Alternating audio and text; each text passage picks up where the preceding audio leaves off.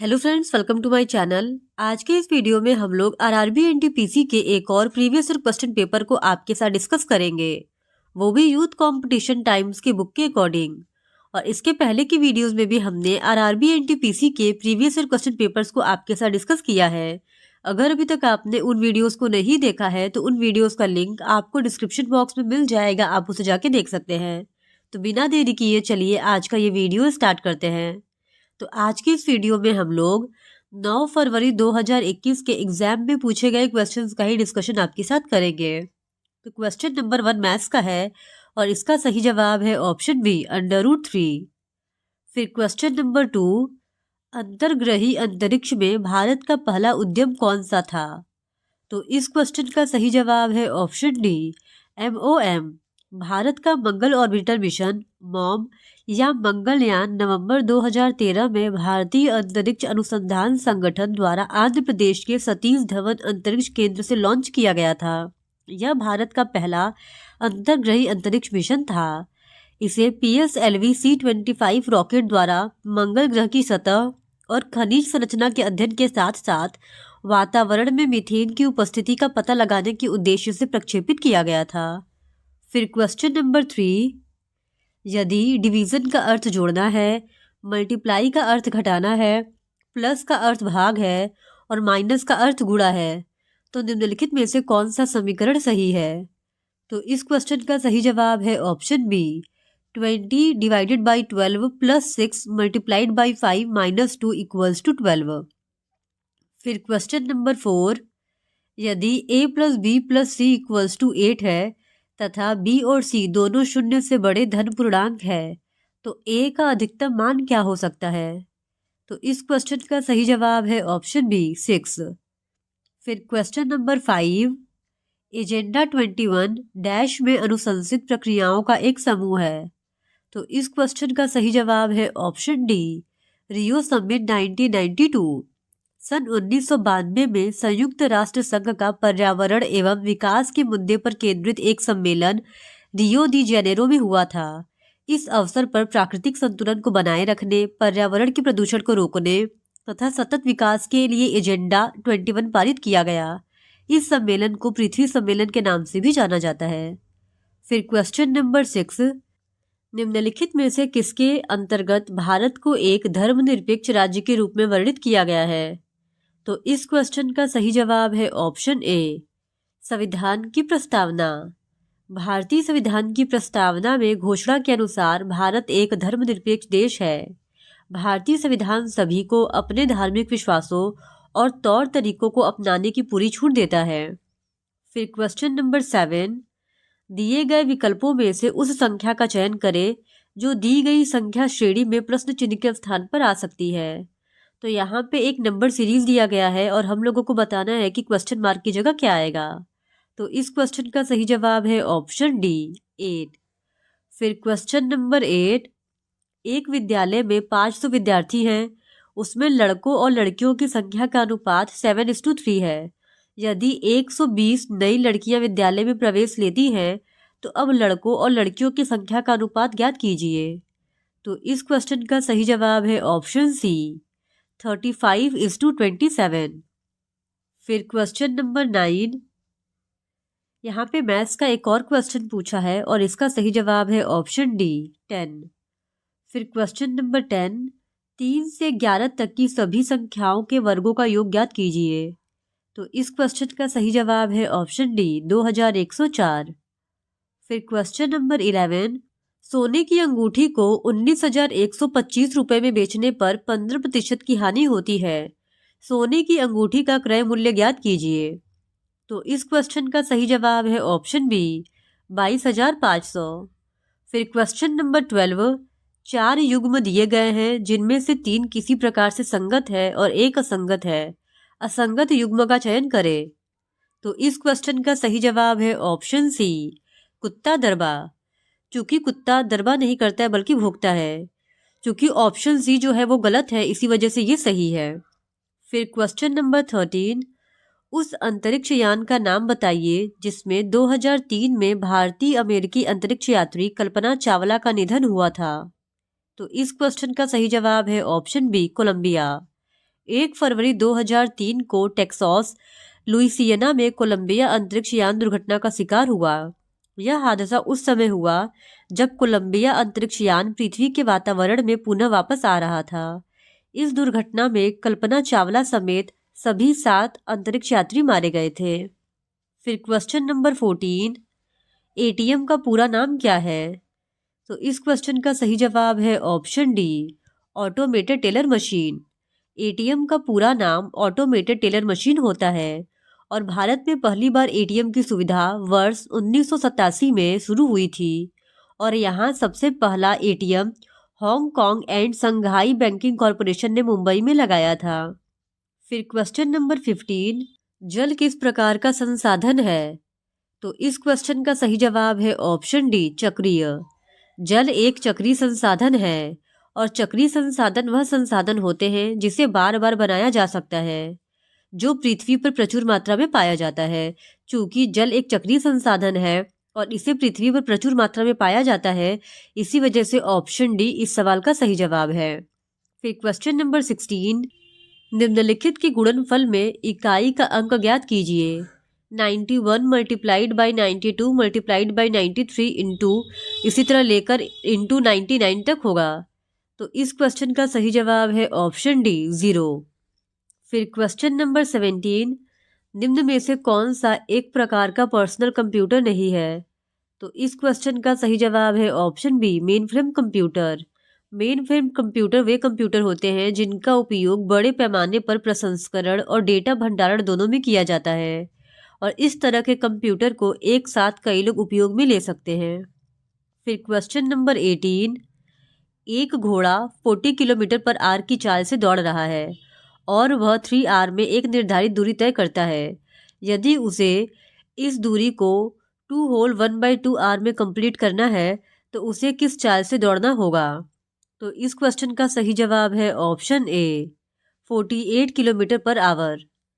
फिर question number 19, Bharat द्वारा अंगीकृत संघीय सरकार की सर्वाधिक महत्वपूर्ण विशेषता कौन सी है? तो इस क्वेश्चन का सही जवाब है ऑप्शन बी, राज्य और केंद्र के बीच का संबंध सहयोग पर आधारित होना चाहिए। फिर क्वेश्चन नंबर 20, सतत विकास के लिए संयुक्त राष्ट्र द्वारा गठित WCED, जिसे ब्रटलैंड कमीशन भी कहा जाता है, का पूर्ण रूप क्या है? तो इस क्वेश्चन का सही जवाब है option D, world commission on environment and development. Brundtland आयोग, जिसका पूरा नाम पर्यावरण और विकास पर संयुक्त राष्ट्र विश्व आयोग है, यह 1983 में संयुक्त राष्ट्र द्वारा नियुक्त एक 21 सदस्यीय आयोग था जिसकी अध्यक्षता नॉर्वे की पूर्व प्रधानमंत्री ग्रो हरलेम ब्रटलैंड ने की थी और 1987 में ब्रटलैंड कमीशन रिपोर्ट में पहली बार सतत विकास की व्याख्या की गई थी। फिर क्वेश्चन नंबर 21, एक निश्चित कूट भाषा में स्पाइडर को RNHBDP लिखा जाता है, उसी कूट भाषा में क्वेश्चन को कैसे लिखा जाएगा? तो इस क्वेश्चन का सही जवाब है ऑप्शन ए, PSDQSGNL। फिर क्वेश्चन नंबर 22, डैश की कमी की वजह से क्वाशिओरकर नामक विकार उत्पन्न होता है। तो इस क्वेश्चन का सही जवाब है ऑप्शन ए, प्रोटीन।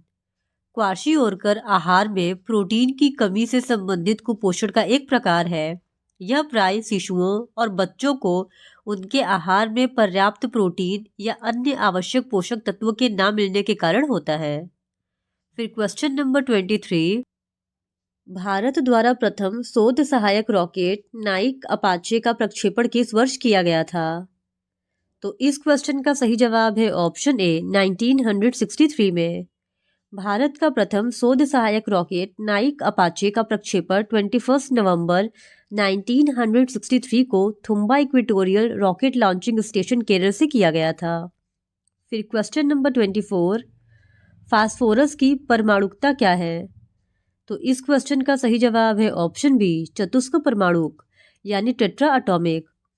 फिर क्वेश्चन नंबर 25, टेरी प्रतिदिन 1700 ml दूध की खपत करती है, वह 5 सप्ताह में कितने लीटर दूध की खपत करेगी? तो इस क्वेश्चन का सही जवाब है ऑप्शन डी, 59.5 लीटर। फिर क्वेश्चन नंबर 26, पवन चक्की पवन की किस ऊर्जा का उपयोग करती है? तो इस क्वेश्चन का सही जवाब है ऑप्शन बी, गतिज ऊर्जा। पवन चक्की पवन की गतिज ऊर्जा का उपयोग करती है।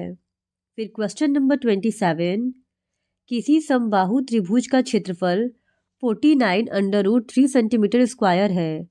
उस त्रिभुज की भुजा की लंबाई ज्ञात कीजिए। तो इस क्वेश्चन का सही जवाब है ऑप्शन बी, 14 सेंटीमीटर।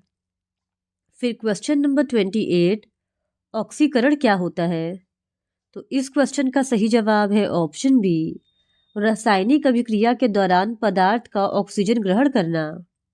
फिर क्वेश्चन नंबर 29, दी गई जानकारी के आधार पर नीचे दिए गए प्रश्न का उत्तर दे।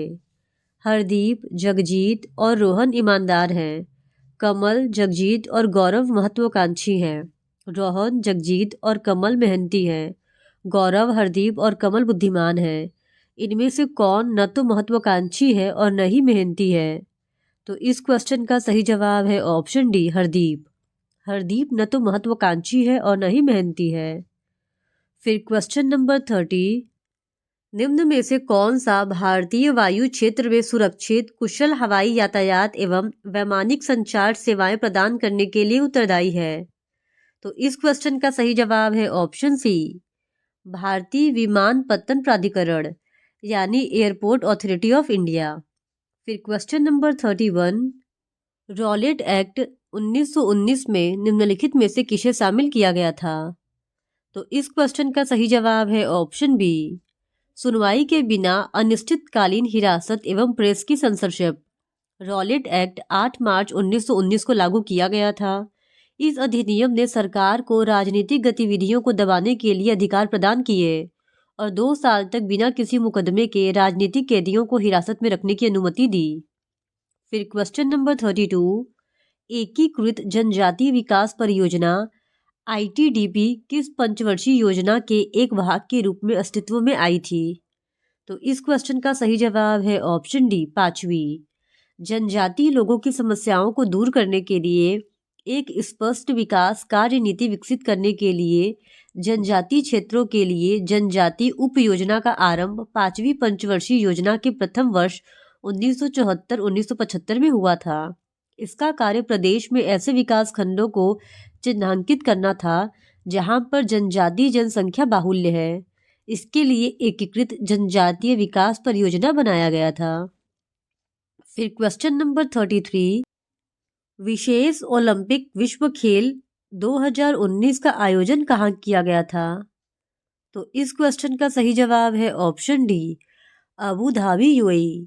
15वें विशेष ग्रीष्मकालीन ओलंपिक विश्व खेल 2019 का आयोजन अबू धाबी की मेजबानी में संपन्न हुआ था और इन खेलों का आदर्श वाक्य मंजिल तक पहुंचना था। फिर क्वेश्चन नंबर 34, निम्न में से कौन सा कशेरुकी वर्ग का नहीं है? तो इस क्वेश्चन का सही जवाब है ऑप्शन ए, एनेलिडा। पृष्ठवंशी या कशेरुकी प्राणी जगत के कार्डेटा समुदाय का सबसे बड़ा उप समुदाय है। इसके सदस्यों में रीढ़ की हड्डियां या पृष्ठवंश विद्यमान रहते हैं। इस समुदाय में इस समय लगभग 58,000 प्रजातियां वर्णित हैं। इसमें बिना जबड़े वाली मछलियां, उभयचर, सरीसृप, साइक्लोस्टोमेटा आदि शामिल है। फिर क्वेश्चन नंबर 35, किसी वस्तु के मूल्य में 15% की कमी करने पर उसकी दैनिक बिक्री में 25% की वृद्धि होती है। उसकी दैनिक बिक्री पर पड़ने वाली शुद्ध प्रतिशत प्रभाव ज्ञात कीजिए। तो इस क्वेश्चन का सही जवाब है ऑप्शन ए, 6.25% वृद्धि। फिर क्वेश्चन नंबर 36, विशाल और राधिका एक कमरे में बैठे हैं। विशाल की सास और राधिका की सास, जो अपनी माँ की इकलौती पुत्री है, क्रमशः माँ पुत्री है। विशाल का राधिका से क्या संबंध है? तो इस क्वेश्चन का सही जवाब है ऑप्शन बी, ससुर। विशाल राधिका का ससुर है। फिर क्वेश्चन नंबर 37, ईवीएम का पूर्ण रूप क्या है? तो इस क्वेश्चन का सही जवाब है option D, electronic voting machine. Electronic voting machine electronic साधनों का प्रयोग करते हुए वोट डालने या वोटों की गिनती करने के कार्य को करने में सहायता करती है। ईवीएम को 2 यूनिटों से तैयार किया जाता है, पहला कंट्रोल यूनिट और दूसरा बैलेट यूनिट। फिर क्वेश्चन नंबर 38, जीपीएस उपग्रह कितनी बार पृथ्वी की परिक्रमा करता है? तो इस क्वेश्चन का सही जवाब है ऑप्शन बी, प्रत्येक 12 घंटे में एक बार। ग्लोबल पोजिशनिंग सिस्टम एक उपग्रह नेविगेशन प्रणाली है जिसका उपयोग किसी वस्तु की जमीनी स्थिति को निर्धारित करने के लिए किया जाता है और जीपीएस तकनीक का इस्तेमाल पहली बार 1960 के दशक में अमेरिका की सेना द्वारा किया गया था। फिर क्वेश्चन नंबर 39, झांसी की रानी लक्ष्मीबाई किस वर्ष में युद्ध में शहीद हुई थी?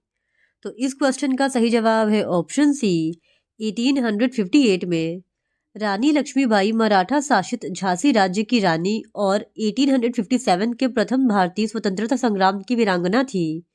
इनका जन्म 19 नवंबर 1835 को वाराणसी उत्तर प्रदेश में हुआ था तथा इनकी मृत्यु 17 जून 1858 ग्वालियर मध्य प्रदेश में हुआ था।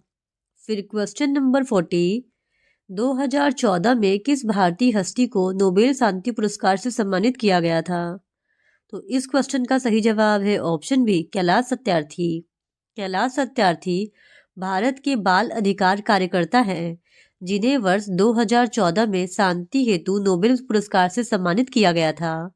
कैलाश सत्यार्थी बाल श्रम के विरुद्ध भारतीय अभियान में 1990 के दशक से सक्रिय हैं और कैलाश सत्यार्थी के द्वारा संचालित संगठन का नाम बचपन बचाओ आंदोलन है।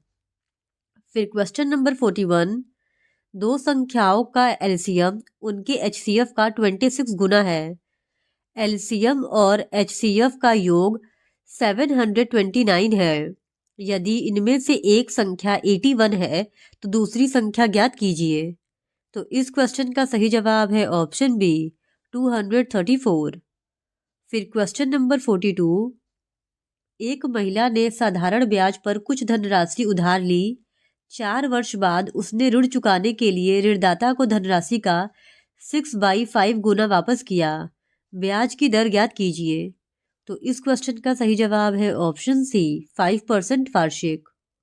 फिर क्वेश्चन नंबर 43, एक पंचभुज के 4 कोणों के मान 70 डिग्री, 110 डिग्री, 135 डिग्री और 95 डिग्री हैं। उस पंचभुज के 5वें कोण का मान ज्ञात कीजिए। तो इस क्वेश्चन का सही जवाब है ऑप्शन डी, 130 डिग्री। फिर क्वेश्चन नंबर 44, अनुपात 17:21 के प्रत्येक पद में से कितना घटाने पर प्राप्त अनुपात 7:9 के बराबर हो जाएगा? तो इस क्वेश्चन का सही जवाब है ऑप्शन डी, 3। फिर क्वेश्चन नंबर 45, 2019-2020 में भारत के किस राज्य में चीनी उत्पादन भारत के कुल चीनी उत्पादन के 1/3 से अधिक था? तो इस क्वेश्चन का सही जवाब है ऑप्शन डी, उत्तर प्रदेश। 2019-20 में उत्तर प्रदेश राज्य में चीनी उत्पादन भारत के कुल चीनी उत्पादन के 1/3 से अधिक था। फिर क्वेश्चन नंबर 46, 2011 की भारतीय जनगणना के मुताबिक डैश मिलियन से अधिक आबादी वाले शहरी पुंजों को मेगा सिटीज के तौर पर जाना जाता है। तो इस क्वेश्चन का सही जवाब है ऑप्शन बी, 10। मेगा सिटी ऐसे नगर जिनकी जनसंख्या 1 करोड़ से अधिक हो मेगा सिटीज के तौर पर जाना जाता है। मुंबई, दिल्ली, कोलकाता भारत के प्रमुख मेगा सिटी हैं। फिर क्वेश्चन नंबर 47, दो कोणों का योग 155 डिग्री है और उनका अंतर π/2 है।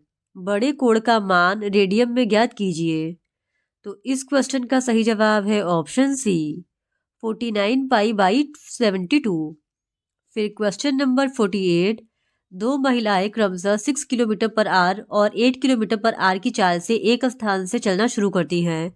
पहली महिला एक निश्चित दूरी तय करने में दूसरी महिला से 40 मिनट अधिक समय लेती है। दूरी ज्ञात कीजिए। तो इस क्वेश्चन का सही जवाब है ऑप्शन बी, 16 किलोमीटर। फिर क्वेश्चन नंबर 49, 8 मित्र PQRSTUV तथा W केंद्र की विपरीत दिशा में मुख करके एक वृत्ताकार मेज के परितः बैठे हुए हैं। उनका इसी क्रम में होना अनिवार्य नहीं है। Q T के दाईं ओर तीसरे तथा P के बाईं ओर दूसरे स्थान पर बैठा है। U और V के बीच में केवल 2 मित्र बैठे हुए हैं तथा V P तथा T का पड़ोसी नहीं है। W R के दाईं ओर दूसरे स्थान पर बैठा है। निम्नलिखित में से कौन सा कथन सही है? तो इस क्वेश्चन का सही जवाब है ऑप्शन डी, वी एस के दाई और ठीक बगल में बैठा हुआ है। फिर क्वेश्चन नंबर 50, एक विशिष्ट कूट भाषा में लव को NQXG लिखा जाता है, उसी कूट भाषा में स्वीट को कैसे लिखा जाएगा? तो इस क्वेश्चन का सही जवाब है ऑप्शन ए, UYGGV। तो क्वेश्चन नंबर 51 है, रवि और मोहन एक बिंदु से विपरीत दिशाओं में बाइक चलाना शुरू करते हैं। रवि की चाल 80 किलोमीटर पर आवर है और मोहन की चाल 40 किलोमीटर पर आवर है। 15 मिनट बाद दोनों के बीच की दूरी कितनी होगी? तो इस क्वेश्चन का सही जवाब है ऑप्शन सी, 30 किलोमीटर। फिर क्वेश्चन नंबर 52, 6 अंकों की ऐसी छोटी से छोटी और बड़ी से बड़ी धनात्मक संख्याओं का योग ज्ञात कीजिए जो केवल 0, 4, 6 अंकों से बनी हो और इनमें से प्रत्येक अंक कम से कम एक बार तो आना ही चाहिए। तो इस क्वेश्चन का सही जवाब है ऑप्शन डी, 106646। फिर क्वेश्चन नंबर 53, उस विकल्प का चयन करें जिसमें दिए गए शब्दों के बीच वही संबंध है जो दिए गए शब्द युग्म के शब्दों के बीच है। पैसा, रुपया। तो इस क्वेश्चन का सही जवाब है ऑप्शन बी, किलोग्राम, क्विंटल। जिस प्रकार पैसे की बड़ी इकाई रुपया होता है, ठीक उसी प्रकार किलोग्राम की बड़ी इकाई क्विंटल होती है। इस वजह से ऑप्शन बी इस क्वेश्चन का सही जवाब है। फिर क्वेश्चन नंबर 54, किसी पौधे का कौन सा भाग पौधे की जड़ों से पौधे के शेष भागों में जल का परिवहन करता है? तो इस क्वेश्चन का सही जवाब है ऑप्शन डी, जाइलम ऊतक। जाइलम एक संवहन ऊतक है जो पादपों में पाया जाता है। यह एक प्रकार का जटिल अस्थायी ऊतक है। पौधों में जाइलम के समान ही एक दूसरा संवहन ऊतक फ्लोएम भी पाया जाता है। जाइलम संवहन बंडल के अंदर पाया जाता है। यह ऊतक पौधों में जल के संवहन में प्रमुख भूमिका का निर्वहन करता है। फिर क्वेश्चन नंबर 55, 8 सैनिक ABCDEFG तथा H उत्तर की ओर मुंह करके एक पंक्ति में बैठे हैं। उनका इसी क्रम में होना अनिवार्य नहीं है। D A के दाईं ओर तीसरे स्थान पर तथा C के बाईं ओर दूसरे स्थान पर बैठा है। D तथा E के बीच में केवल 3 सैनिक बैठे हैं। E तथा F के बीच में केवल 2 सैनिक बैठे हैं। F B के बाईं ओर दूसरे स्थान पर बैठा है। A G का पड़ोसी है। H D के दाईं ओर बैठा है। अब यहाँ पे क्वेश्चन है कि H और G के बीच में कितने सैनिक बैठे हैं? तो इस क्वेश्चन का सही जवाब है ऑप्शन बी, 4। फिर क्वेश्चन नंबर 56, मधुबनी कला किस भारतीय राज्य से संबंधित है? तो इस क्वेश्चन का सही जवाब है ऑप्शन सी, बिहार। मधुबनी कला अथवा मिथिला पेंटिंग मिथिला क्षेत्र जैसे बिहार के दरभंगा, पूर्णिया, मुजफ्फरपुर, मधुबनी एवं नेपाल के कुछ क्षेत्रों की प्रमुख चित्रकला है। मधुबनी चित्रकला दीवार, कैनवास एवं हस्त निर्मित कागज पर वर्तमान समय में चित्रकारों द्वारा बनाई जाती है। फिर क्वेश्चन नंबर 57, 2 धनात्मक संख्याओं के एलसीएम और एचसीएफ का गुणनफल 36 है। दोनों संख्याओं का अंतर 5 है। संख्याएं ज्ञात कीजिए। तो इस क्वेश्चन का सही जवाब है ऑप्शन ए, 4 और 9। फिर क्वेश्चन नंबर 58, भारत में पहली यात्री ट्रेन वर्ष 1853 में डैश और डैश के बीच चलाई गई थी। तो इस क्वेश्चन का सही जवाब है ऑप्शन डी, बॉम्बे थाड़े। भारत में पहली यात्री ट्रेन 16 अप्रैल 1853 में बॉम्बे और थाड़े के बीच चलाई गई थी और भारत में रेल मंत्रालय रेल परिवहन के विकास और रखरखाव के लिए नोडल प्राधिकरण है और वर्तमान में देश में कुल 18 रेलवे जोन हैं। फिर क्वेश्चन नंबर 59, एक महिला का परिचय देते हुए रमन ने कहा, वह मेरे दादाजी की बहू है। उस महिला का रमन से क्या संबंध है? तो इस क्वेश्चन का सही जवाब है ऑप्शन सी, भाई की पत्नी। फिर क्वेश्चन नंबर 60, ब्रह्म समाज की उत्पत्ति कहाँ हुई थी? तो इस क्वेश्चन का सही जवाब है ऑप्शन ए, बंगाल। ब्रह्म समाज भारत का एक सामाजिक धार्मिक आंदोलन था जिसने बंगाल के पुनर्जागरण युग को प्रभावित किया था। इसके प्रवर्तक राजा राम मोहन रॉय अपने समय के विशिष्ट समाज सुधारक थे। 20 अगस्त 1828 को ब्रह्म समाज को राजा राम मोहन रॉय द्वारा स्थापित किया गया था। फिर क्वेश्चन नंबर 61, दो वर्गों के क्षेत्रफलों का अनुपात 16:9 है। उनके परिमापों का क्रमशः अनुपात ज्ञात कीजिए। तो इस क्वेश्चन का सही जवाब है ऑप्शन ए 4:3। फिर क्वेश्चन नंबर 62, एक व्यक्ति को 3 द्रवों 420 लीटर डीजल, 475 लीटर पेट्रोल और 495 लीटर तेल में से प्रत्येक को एक दूसरे के साथ मिलाए बिना समान आकार की बोतलों में इस प्रकार रखना है कि प्रत्येक बोतल पूरी तरह भर जाए। इसके लिए आवश्यक बोतलों की न्यूनतम संख्या ज्ञात कीजिए। तो इस क्वेश्चन का सही जवाब है ऑप्शन सी 278। फिर क्वेश्चन नंबर 63, किसी त्रिभुज की एक भुजा की लंबाई 15 सेंटीमीटर है और इस भुजा के त्रिभुज की ऊंचाई 6 सेंटीमीटर है, तो त्रिभुज का क्षेत्रफल ज्ञात कीजिए। तो इस क्वेश्चन का सही जवाब है ऑप्शन बी 45 सेंटीमीटर स्क्वायर।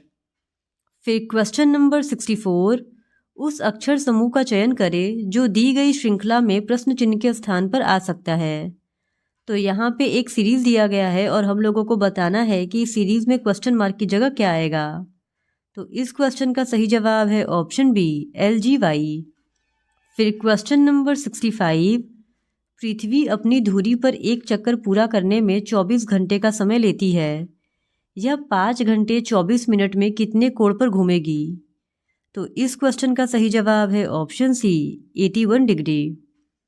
फिर क्वेश्चन नंबर 66, दिए गए विकल्पों में से उस संख्या का चयन करें जो दी गई अंक अक्षर श्रृंखला में प्रश्न चिन्ह के स्थान पर आ सकती है। तो इस क्वेश्चन का सही जवाब है ऑप्शन डी यानी कि 9। फिर क्वेश्चन नंबर 67, सब्जियों, फलों और फूलों जैसी उच्च मूल्य वाली फसलों की खेती को क्या कहा जाता है? तो इस क्वेश्चन का सही जवाब है ऑप्शन डी हॉर्टिकल्चर। हॉर्टिकल्चर विज्ञान की वह शाखा है जिसमें अनाज, फूलों और पौधों को उगाने से लेकर उसके व्यापार तक का अध्ययन किया जाता है। हॉर्टिकल्चर मानव उपयोग के लिए इस्तेमाल होने वाले पौधों के विज्ञान, तकनीक और विपणन से जुड़ा क्षेत्र है। इसे 2 भाग, खाद्य और अखाद्य के रूप में जाना जाता है। फिर क्वेश्चन नंबर 68, मुंबई में स्थित गेटवे ऑफ इंडिया का निर्माण डैश का स्वागत करने हेतु कराया गया था। तो इस क्वेश्चन का सही जवाब है option a king George 5। Gateway of India Bharat के मुंबई शहर के दक्षिण में समुद्र तट पर स्थित एक स्मारक है। इस स्मारक को दिसंबर 1911 में अपोलो बंदरगाह मुंबई में ब्रिटिश सम्राट जॉर्ज पंचम और रानी मैरी के प्रथम आगमन की याद में बनाया गया था। फिर क्वेश्चन नंबर 69, निम्न में से कौन सा आर्थिक भूगोल का उपक्षेत्र नहीं है? तो इस क्वेश्चन का सही जवाब है ऑप्शन डी जनसांख्यिकी। फिर क्वेश्चन नंबर 70, यहाँ मैथ्स का एक क्वेश्चन पूछा है और इसका सही जवाब है ऑप्शन बी 1/√2। फिर क्वेश्चन नंबर 71, मंगल मिशन के पश्चात भारत की किस अंतर्ग्रही मिशन पर कार्य करने की योजना है? तो इस क्वेश्चन का सही जवाब है ऑप्शन डी शुक्र। फिर क्वेश्चन नंबर 72, निम्नलिखित में से कौन सा संगठन वैश्विक व्यापार के गठन एवं कार्यान्वयन से संबंधित है? तो इस क्वेश्चन का सही जवाब है ऑप्शन बी WTO यानी वर्ल्ड ट्रेड ऑर्गेनाइजेशन। विश्व व्यापार संगठन को वर्ष 1995 में संपन्न हुए प्रशुल्क एवं व्यापार पर सामान्य समझौते के स्थान पर अपनाया गया था। WTO एक अंतर्राष्ट्रीय संगठन है जो देशों के मध्य व्यापार के नियमों को विनियमित करता है और इसका मुख्यालय स्विट्जरलैंड के जिनोवा में स्थित है। फिर क्वेश्चन नंबर 73, चावल की एक किस्म के मूल्य में 20% की वृद्धि होती है। एक आदमी को 630 में उसी किस्म के चावल की उससे 3 kg कम मात्रा मिली जितना उसे पुराने मूल्य पर मिलता। चावल की उस किस्म का पुराना मूल्य ज्ञात कीजिए। तो इस क्वेश्चन का सही जवाब है ऑप्शन सी 35 रुपीज़ पर kg। फिर क्वेश्चन नंबर 74, भारत में असहयोग आंदोलन किस वर्ष में शुरू हुआ था? तो इस क्वेश्चन का सही जवाब है ऑप्शन बी 1920 में। असहयोग आंदोलन अंग्रेजों के अत्याचार के खिलाफ 1 अगस्त 1920 को गांधी जी द्वारा शुरू किया गया सत्याग्रह आंदोलन है और इसका संचालन स्वराज की मांग को लेकर किया गया था। तथा इस आंदोलन का उद्देश्य अंग्रेजी सरकार के साथ सहयोग न करके कार्यवाही में बाधा उत्पन्न करना था। फिर क्वेश्चन नंबर 75, 1909 में भारत सरकार के गठन के संबंध में ब्रिटिश सरकार ने इनमें से कौन सा प्रस्ताव दिया था? तो इस क्वेश्चन का सही जवाब है ऑप्शन सी, मार्ले मिंटो सुधार। वर्ष 1909 में भारत परिषद अधिनियम, जिसे मार्ले मिंटो सुधार भी कहा जाता है, लाया गया। इस अधिनियम द्वारा चुनाव प्रणाली के सिद्धांत को पहली बार मान्यता मिली। गवर्नर जनरल की कार्यकारी परिषद में पहली बार भारतीयों को प्रतिनिधित्व मिला तथा केंद्रीय एवं विधान परिषदों के सदस्यों की सीमित अधिकार भी प्रदान किए गए थे। फिर क्वेश्चन नंबर 76, एक आयत की भुजाएं क्रमशः 49 मीटर और 35 मीटर है। इस आयत में 7 मीटर भुजा वाले कितने वर्गाकार बेड रखे जा सकते हैं? तो इस क्वेश्चन का सही जवाब है ऑप्शन बी, 35। फिर क्वेश्चन नंबर 77, दिए गए कथनों और निष्कर्षों को ध्यानपूर्वक पढ़ें और बताएं कि दिए गए निष्कर्षों में से कौन से कथनों का तार्किक रूप से पालन करते हैं। कथन है पहला, कुछ चील पक्षी हैं। दूसरा कथन है सभी पक्षी काले हैं। निष्कर्ष है सभी काले पक्षी चील हैं। निष्कर्ष 2 है कुछ काली चीजें चील है। तो इस क्वेश्चन का सही जवाब है ऑप्शन ए, केवल निष्कर्ष 2 पालन करता है। फिर क्वेश्चन नंबर 78, यदि x:y = 4:5, y:z = 5:7 और z:w = 7:9 है तो x:w इनमें से किसी के बराबर होगा? तो इस क्वेश्चन का सही जवाब है ऑप्शन डी, 4:9 के बराबर। फिर क्वेश्चन नंबर 79, स्तूप क्यों बनाए गए थे? तो इस क्वेश्चन का सही जवाब है ऑप्शन ए, पवित्र स्मृति चिन्ह रखने के लिए। स्तूप पवित्र स्मृति चिन्ह रखने के लिए बनाए गए थे। फिर क्वेश्चन नंबर 80, इनमें से किन 2 इस्पात संयंत्रों की स्थापना रूस के सहयोग से की गई थी? तो इस क्वेश्चन का सही जवाब है ऑप्शन बी, बोकारो इस्पात संयंत्र और भिलाई इस्पात संयंत्र। बोकारो इस्पात संयंत्र तथा भिलाई इस्पात संयंत्र की स्थापना रूस के सहयोग से की गई थी। बोकारो स्टील प्लांट झारखंड के बोकारो में स्थित है और यह संयंत्र भारत के प्रथम स्वदेशी इस्पात संयंत्र के रूप में भी जाना जाता है। फिर क्वेश्चन नंबर 81, 2 संख्याओं का HCF 29 है और उनके एलसीएम के 2 अन्य गुणनखंड 13 और 17 है। इन दोनों संख्याओं में से छोटी संख्या ज्ञात कीजिए। तो इस क्वेश्चन का सही जवाब है ऑप्शन डी, 377। फिर क्वेश्चन नंबर 82, यदि 1 से 30 तक आने वाली सभी 3 से विभाज्य संख्याओं को अवरोही क्रम में व्यवस्थित किया जाता है तो कौन सी संख्या नीचे से 7वें स्थान पर आएगी? तो इस क्वेश्चन का सही जवाब है ऑप्शन बी, 21। फिर क्वेश्चन नंबर 83, सिमलीपाल जैव मंडल रिजर्व जो जैव विविधता के संरक्षण एवं वैकल्पिक आजीविका का संवर्धन करता है, कहाँ पर स्थित है? तो इस क्वेश्चन का सही जवाब है ऑप्शन बी, ओडिशा में। सिमलीपाल जैव मंडल रिजर्व ओडिशा के मयूरभंज जिले के उत्तरी भाग में स्थित है। आधिकारिक रूप से टाइगर रिजर्व के लिए इसका चयन वर्ष 1956 में किया गया था, जिसको वर्ष 1973 में प्रोजेक्ट टाइगर के अंतर्गत लाया गया। फिर क्वेश्चन नंबर 84, एक साइकिल चालक को एक निश्चित दूरी तय करने में 13 घंटे का समय लगता है। वह पहली आधी दूरी 7 किलोमीटर पर आवर की चाल से तय करता है और दूसरी आधी दूरी 6 किलोमीटर पर आवर की चाल से तय करता है। दूरी ज्ञात कीजिए। तो इस क्वेश्चन का सही जवाब है ऑप्शन डी, 84 किलोमीटर। फिर क्वेश्चन नंबर 85, 1983 में भारत के क्रिकेट विश्व कप विजेता बनने के समय भारतीय क्रिकेट टीम का कप्तान कौन था? तो इस क्वेश्चन का सही जवाब है option C, Kapil Dev. 1983 cricket विश्व कप टूर्नामेंट का तीसरा संस्करण था। यह इंग्लैंड और वेल्स में 9 से 25 जून 1983 तक आयोजित किया गया था और भारतीय क्रिकेट टीम कप्तान कपिल देव के नेतृत्व में इस विश्व कप को जीता गया था। फिर क्वेश्चन नंबर 86 से 87 के लिए हमारे पास कुछ निर्देश दिया गया है।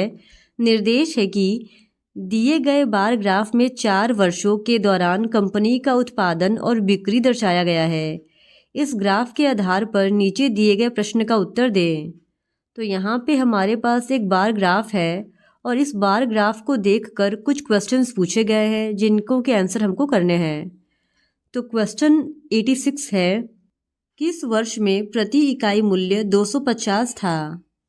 तो इस क्वेश्चन का सही जवाब है ऑप्शन ए 2018 में। बार ग्राफ को देखकर पता चलता है कि 2018 में प्रति इकाई मूल्य 250 रुपये था। फिर क्वेश्चन नंबर 87, यदि 2017 में वस्तुएं 2016 के समान मूल्य पर बेची गई थी तो 2017 में कुल बिक्री कितनी रही होगी? तो इस क्वेश्चन का सही जवाब है ऑप्शन ए 210 करोड़। फिर क्वेश्चन नंबर 88 टू 89 के लिए एक और निर्देश दिया गया है और निर्देश है, दिया गया पाई ग्राफ 5 प्रकार के व्ययों कृषि, सड़क, विद्युत, दुग्ध उत्पादन एवं अन्य पर एक राज्य के बजट व्यय को दर्शाता है। पाई ग्राफ के आधार पर नीचे दिए गए प्रश्न का उत्तर दें। तो क्वेश्चन नंबर 88 है, सड़कों पर किए गए व्यय के संगत वृत्तखंड द्वारा निर्मित केंद्र कोण का लगभग मान ज्ञात कीजिए। तो इस क्वेश्चन का सही जवाब है ऑप्शन सी 35 डिग्री।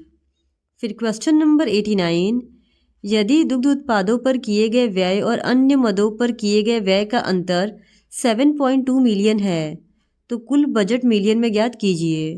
तो इस क्वेश्चन का सही जवाब है ऑप्शन ए 60 मिलियन। फिर क्वेश्चन नंबर 90, दिए गए आरेख में वृत्त शिक्षित व्यक्तियों को निरूपित करता है, त्रिभुज शहरी व्यक्तियों को निरूपित करता है, वर्ग मेहनती व्यक्तियों को निरूपित करता है और आयत ईमानदार व्यक्तियों को निरूपित करता है। अब प्रश्न है कि कौन सा क्षेत्र ऐसे अशिक्षित ईमानदार मेहनती व्यक्तियों को निरूपित करता है जो शहरी नहीं है?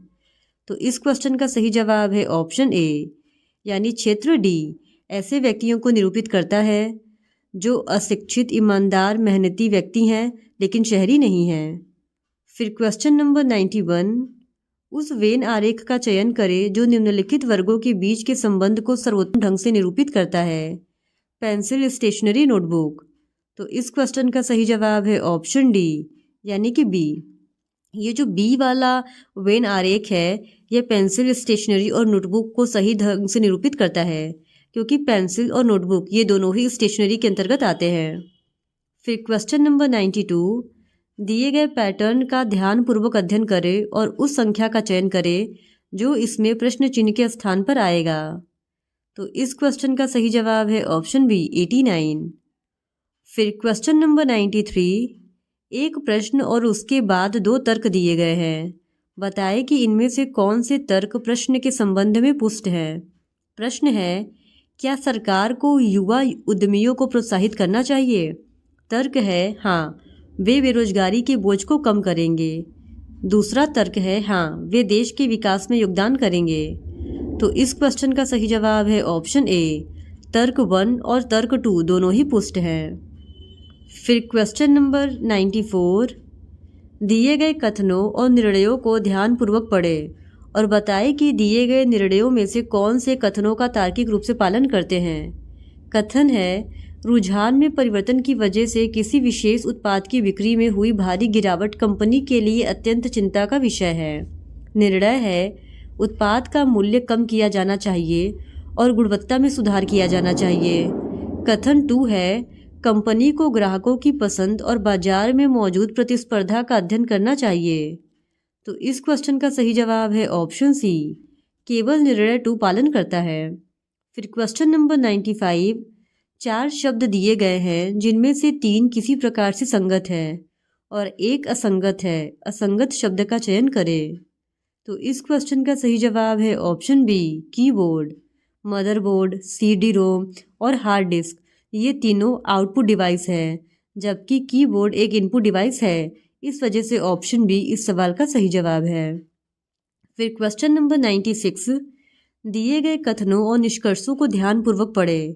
कथनों में दी गई जानकारी को सत्य मानते हुए विचार करें, भले ही वे आमतौर पर ज्ञात तथ्यों से भिन्न प्रतीत होते हों, और बताएं कि नीचे दिए गए निष्कर्षों में से कौन से कथनों का तार्किक रूप से पालन करते हैं।